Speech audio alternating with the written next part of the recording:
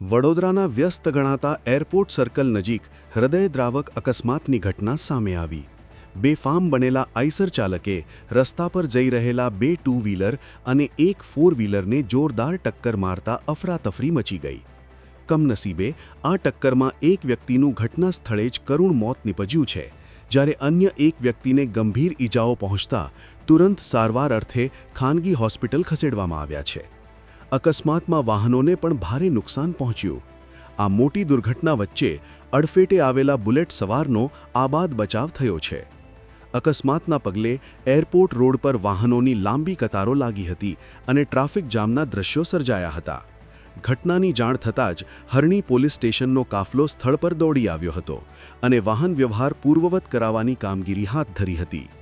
અકસ્માત સર્જીને ફરાર થયેલા આઈસર ચાલકની શોધખોળ પોલીસે તેજ કરી છે.